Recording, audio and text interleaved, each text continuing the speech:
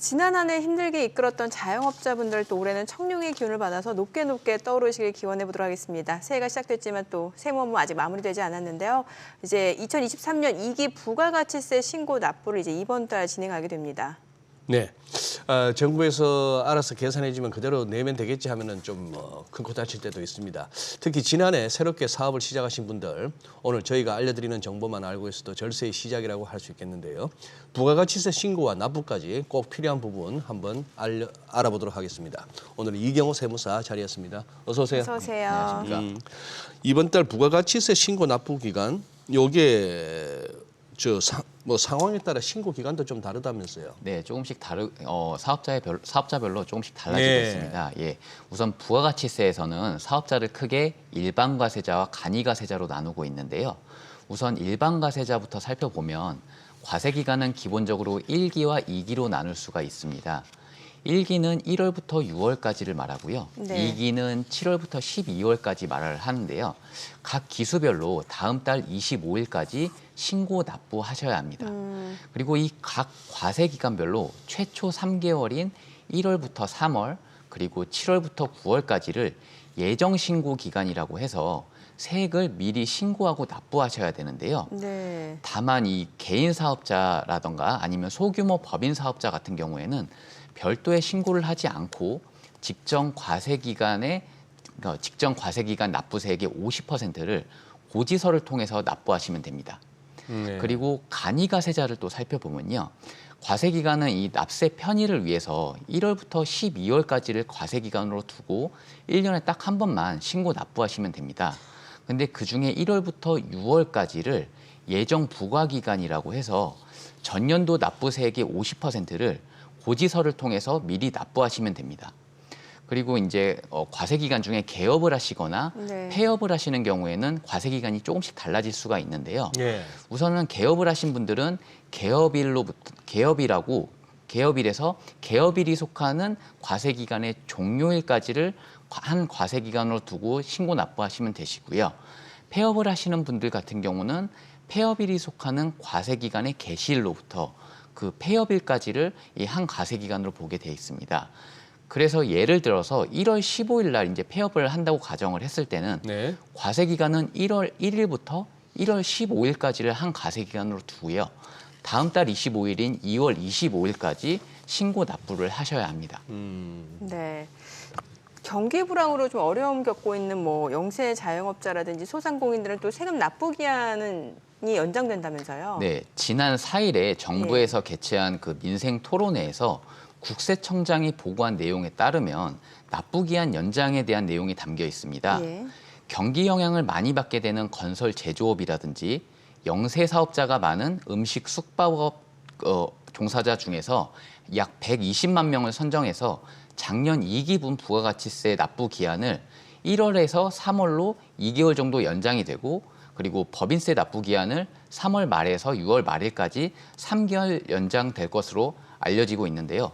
조만간 구체적인 방안이 나올 것으로 보입니다. 네. 이제 원래 이제 경제 활성화를 위해서 이제 정부가 소상공인 지원 3종 세트 발표했습니다. 그 일환으로 이제 간이 과세자 아까 네. 우리 세무사님 말씀하실 때 간이 과세자라고 또 나오던데 네. 이게 지금 간이 과세자의 기준을 상향을 검토 중이다. 뭐가 달라지는데요? 네, 우선 간이과세자부터 네. 먼저 설명을 네, 드리면요. 네. 사업 규모가 좀 영세한 네. 개인 사업자의 납세 편의를 좀 도모를 하고 그리고 세 부담을 좀 낮춰주기 위해서 예. 납부세액을 좀 별도로 계산하는 방식이 있습니다. 그래서 이 납세 편의를 위해서 아까 말씀드린 대로 1년에 딱 한 번 신고 납부하도록 네. 하고 있고요. 그리고 세 부담을 낮추기 위해서 업종별 부가가치율이라는 걸 적용을 하기 때문에 일반 과세자에 비해서 좀 낮은 세율로 적용을 받을 수가 있습니다. 그리고 당해 연 매출이 4,800만 원 미만이라고 할 경우에는 네. 신고는 하더라도 신고를 할 때 납부세액이 발생을 하더라도 납부는 면제가 되도록 하고 있습니다. 이러한 간이과세자가 되려면 좀 요건이 필요한데요. 네. 우선 직전 연도 매출액이 8천만 원에 미달을 하고 그리고 개인 사업자여야 합니다. 그런데 올해 그 정부가 발표한 경제 정책 방향에 따르면 이 8천만 원이란 이 기준 금액을 30% 정도 상향을 검토 중에 있습니다. 그래서 좀 더 많은 사업자분들이 혜택을 보실 수 있을 전망으로 보입니다. 예. 그리고 소상공인이면 사실 누구나 이제 부가세를 신고하게 되는데 사실 일반인들이 가장 많이 내는 세금 중 하나가 나도 모르게 내는 게 이제 부가가치세잖아요. 나도 모르게. 예. 예. 맞아요. 네, 그 부가가치세라고 하면 이 재화나 용역의 제공 과정에서 얻어지는 부가가치, 네네. 즉 이윤에 대해서 부과하는 세금인데요. 이게 좀 약간 과정은 복잡할 수가 있습니다. 우선 우리가 흔히 물건값을 지불을 할 때 부가가치세 10%가 붙지 않습니까? 불가서. 예, 그렇게 해서 지불을 하면 판매자는 이 부가가치세 10%를 잠시 보관하고 있다가 그 부가가치세 신고 납부 기한에 국가에 납부를 하게 됩니다. 그럼 이런 과정에서 보면 세금 납부는 그 판매자인 사업자가 이제 하시지만 이 세금에 대한 실질적인 부담은 소비자가 하게 돼 있습니다. 그러네요. 예, 그래서 생산 유통 단계의 모든 단계에 있어서 중간 단계에 있는 사업자들은 매입 시 지출한 부가가치세는 매입세액 공제로 공제를 받으시고요. 그리고 매출 시 소비자한테 받았던 그 부가세는 잠시 보관하고 있다가 국가에 납부를 하게 됩니다. 이렇게 하다 보면 실제로 사업자가 실질적으로 부담하는 세금은 없게 되는 거고요. 결국 최종 소비자가 모든 부가가치세를 부담하는 구조로 가고 있습니다. 부담하는 구조가 되고 있습니다. 그러고 보니 저뿐만 아니라 우리 국민들 세금 많이 내네요. 많이 내죠. 네, 기본적으로 10% 깔고 가네요. 네 그렇게 되고 있습니다. 자, 이거 지금 사실 우리 이경호 세무사님 또 네. 설명을 들으면서도 매번 느끼는 게 이 세무 관련은 어려워요. 네 맞습니다. 우리 일반인들이 이해하기가 쉽지가 않아가지고 네.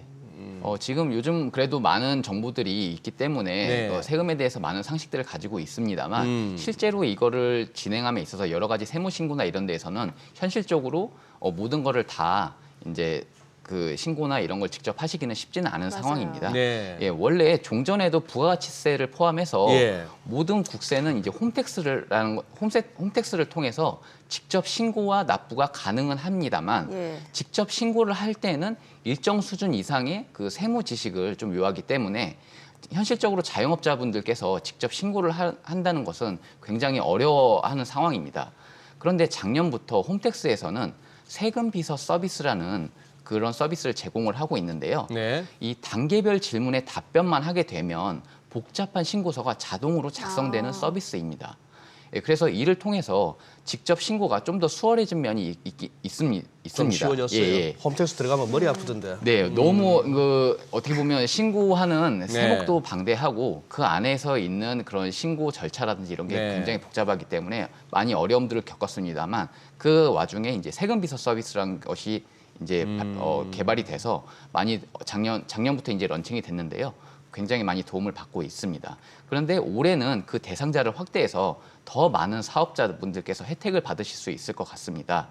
그래서 만약에 사업의 초기이거나 아니면 네. 사업 규모가 영세하신 분들 아니면 부동산 임대업처럼 이렇게 매출 구조가 좀 간단하신 분들은 네. 홈택스를 통해서 직접 신고하시는 걸 좀 추천을 드리고요. 예. 그런데 만약에 이제 온라인 매출이 있다거나 배달 매출이 있는 경우 아니면 홈택스를 통해서 사업용 신용카드를 등록하지 않으신 분들은 비용이 조금 들더라도 세무사에게 신고 대행을 맡기시는 게 좀 더 편리하고 효율적이라고 봅니다. 예. 또 때로는 왜 세금 좀 적게 내기 위해서 허위로 세금 계산서 발행하는 경우도 있잖아요. 뭐 이거 사실 불법이잖아요. 네, 불법입니다. 예. 이 세금 계산서 제도 하에서는 이 매출에 대한 세액에서 매입에 대한 세액을 공제함으로써 납부세액이 산출되는 전단계 세액공제법이라는 걸 사용하고 있는데요. 이 전단계 세액공제법이라는 거는 매입세액이 많을수록 납부세액이 낮아지는 구조에 있기 때문에 매입세액이 굉장히 중요할 수 있습니다. 그래서 사업자가 매입세액을 공제받기 위해서는 판매자로부터 이 세금 계산서를 반드시 받아야 합니다. 근데 만약에 이 세금 계산서를 허위로 발급하거나 수취하는 경우에는 굉장히 중대한 그 세금 탈루 행위가 될 수가 있습니다. 그래서 만약 이렇게 발급하거나 수취했다가 적발이 됐을 경우에는 발행자 같은 경우에는 고율의 가산세를 물 수가 있고요. 예. 수취자 같은 경우는 가산세뿐만 아니라 이 매입 금액 자체가 인정받지 못하기 때문에 소득세나 법인세에 있어서 굉장히 불이익을 받을 수가 있는 거죠. 거기에다가 이제 조세범 처벌법에 의해서 형사 책임도 물을 수가 있는데요. 금액이 클 경우에는 징역형까지도 선고받을 수 있기 때문에 이 허위 세금 계산서는 발행을 받지도 마셔야 합니다. 네. 네. 자, 이제 뭐 우리 이경호 세무사님도 네. 좀 한번 시도해보고 어려우면 세무사에게 좀 신고 대행을 맡겨라 이렇게 말씀을 하시는데 그렇게 네. 뭐 수수료가 비싸고 그런 건 아니죠? 이렇게 사실 일반적인 자영업자분들 소규모 소상공인 같은 분들의 경우에는 그 수수료가 그렇게 크지는 않고 네. 그러면 진짜 네. 감사하고요. 네. 이게 이 증빙 서류가 또 있어야 되는 거 아닙니까? 네, 그렇습니다. 이거 꼼꼼하게 준비해야 될 것 같은데 이게 뭘 또 준비해야 되죠? 그러면은 우선은 그 절세를 위해서는 네. 꼭 적격 증빙을 꼭 받으시라고 예. 좀 말씀을 드리고 싶습니다. 이 절세하는 최선의 방법은 내가 지출한 금액을 최대한 인정을 받는 거라고 좀 말씀을 많이 드리고 있는데요. 우선 매입을 하셨을 때 판매자로부터 적격 증빙을 꼭 수취를 하시라고 말씀을 드리고 싶습니다. 여기서 말씀드리는 적격 증빙이라는 거는 크게 이제 네 가지로 좀 나눌 수가 있는데요. 네. 우선은 부가가치세 그 과세 사업자가 발행을 하는 세금 계산서가 있고요. 그리고 면세 사업자가 발행하는 계산서가 있습니다. 네. 그리고 신용카드로 만약 결제를 했다고 하면 신용카드 매출 전표라는 게 이제 적격 증빙이 될 수가 있고요. 그리고 만약에 현금으로 결제를 하셨다. 그러면 이제 현금 영수증을 발행을 받으시면 이것이 적격 증빙으로 될 수가 있습니다. 근데 그 중에서 이 현금 영수증을 이제 발급을 받으실 때 좀 주의하실 사항이 있는데요. 만약 요즘 그 직장인들께서 현금 영수증을 발급을 받으실 때는 보통 휴대폰 번호를 이제 입력을 입력하잖아요. 하지 않습니까? 네, 네. 근데 사업자분들 같은 경우에는 사업자 등록번호를 입력을 하셔서 지출 증빙용으로서 받으셔야 됩니다. 그래야만 이제 매입 증빙을 받으실 수가 있습니다. 그래요. 네. 그리고 혹시 사업상 사용하시는 통신비라든지 아니면 사업장에서 지출하는 전기요금이나 도시가스 요금 같은 것도 세금 계산서를 받으면 매입세액 공제를 받으실 수가 있습니다. 그래서 통신사나 그 공단에 연락을 하셔가지고 사업자 등록증을 제출을 하시면 세금 계산서를 매월 이제 발급을 받으실 수가 있는데요. 이를 통해서 매입세액 공제를 받으시고 비용 처리도 가능하실 것으로 보입니다. 알겠습니다. 네. 네, 알겠습니다. 오늘 또 부가세와 관련해서 좀 다양한 얘기 좀 들어봤습니다. 내용 잘 들었습니다. 고맙습니다. 네, 고맙습니다.